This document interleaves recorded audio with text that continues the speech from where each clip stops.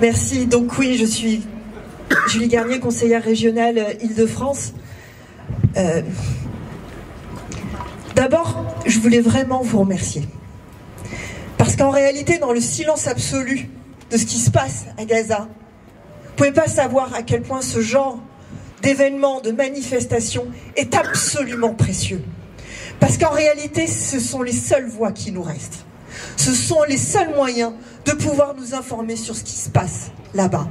Et donc tous ces rassemblements auxquels on participe, que ce soit ici, que ce soit à Melun, que ce soit à Paris, que ce soit un peu partout en France et un peu partout dans le monde.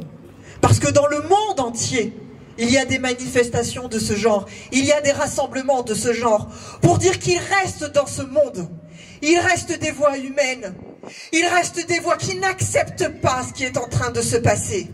Et ces voix-là, elles sont l'honneur de l'humanité. Vous êtes l'honneur de l'humanité. Et pour ça, je ne peux que vous remercier. Vraiment, merci du fond du cœur de faire ce genre de rassemblement. Merci.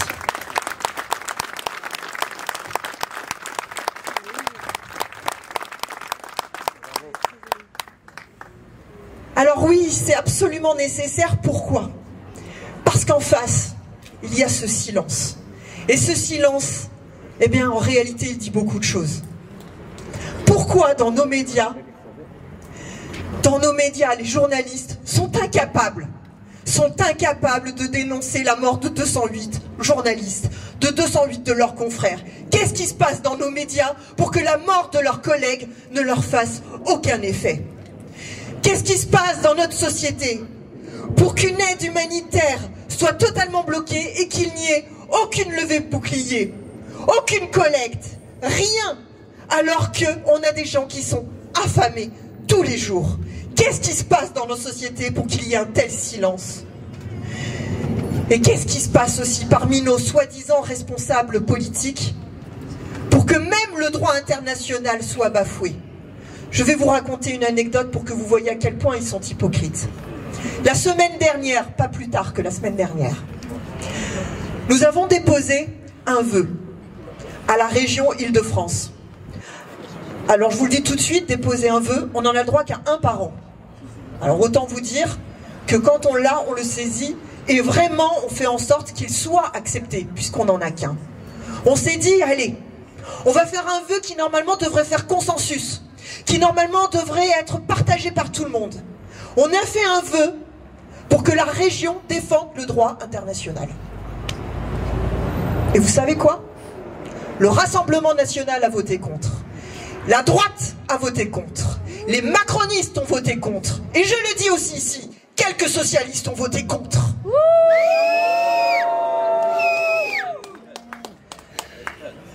Donc, voilà contre quoi on se bat. Même le droit international aujourd'hui ne fait pas l'unanimité parmi ces soi-disant responsables politiques. Et pourtant, notre vœu n'était que et uniquement que la retranscription du droit international.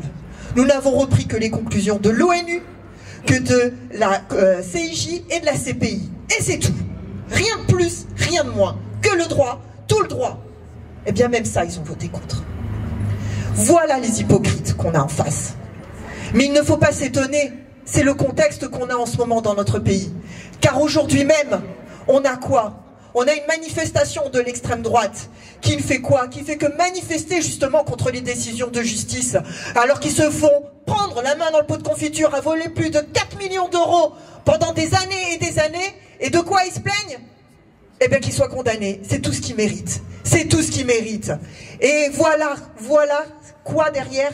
Mais c'est le fascisme qui est à l'œuvre. Parce que quand on n'accepte plus le droit, quand on n'accepte plus les décisions de justice, quand on ne respecte plus le droit international, je vous le dis, c'est le fascisme qui est derrière, qui peuvent mettre des cravates, mais il n'en reste pas moins des fascistes et le danger de toute démocratie et de tout respect de l'humanité. Voilà qui ils sont et voilà contre qui on se bat et il ne faut pas être dupe sur cette question.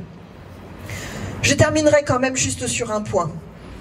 Parce que tu l'as dit, Daniel, oui, c'est une colonisation.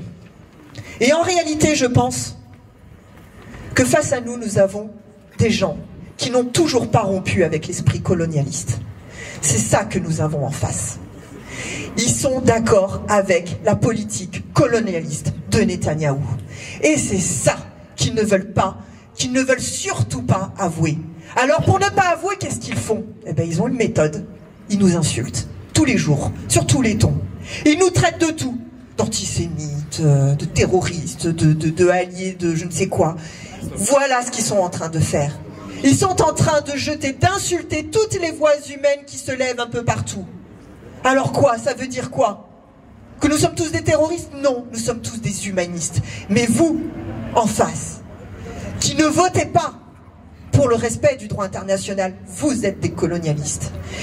Et je vous rappellerai juste quand même que dans l'exécutif de Madame Pécresse, il y a une dame qui s'était offusquée face à Monsieur Apathy quand il lui rappelait les exactions de l'armée française à l'époque, quand ils étaient en train de coloniser l'Algérie, et que cette dame ne connaissait même pas le massacre de Daraa, où justement les colons français avaient emprisonné, avaient enfermé, avaient enfumé des populations entières dans des grottes.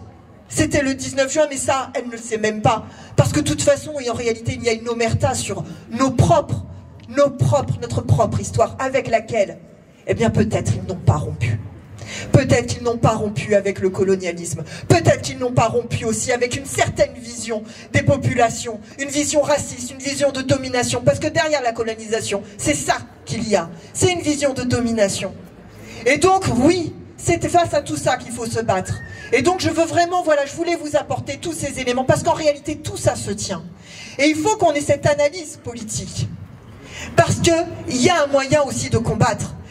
C'est qu'il y a des pays dans ce monde qui ont reconnu l'État de Palestine. Je pense à l'Espagne, je pense à la Colombie. Et en général, eh bien, il faut aussi voir, il faut aussi souligner véritablement ceux qui portent encore la voix de la paix et de l'humanité. Et en général, on les trouve toujours du même côté. C'est le côté du camp social, du camp du progrès. Et donc, oui, il faut y participer. Oui, il faut le renforcer. Parce que face à nous, on a une menace. Je vous l'ai dit, c'est la menace fasciste. Donc, continuons ces rassemblements. Mais soyons très lucides sur ce qui se passe dans notre pays. Parce que notre pays, il y a aussi ce combat qui se joue face à ces personnes qui n'ont rien rompu de toutes leurs pratiques, de tous leurs réflexes colonialistes et racistes. Battons-nous, on peut gagner.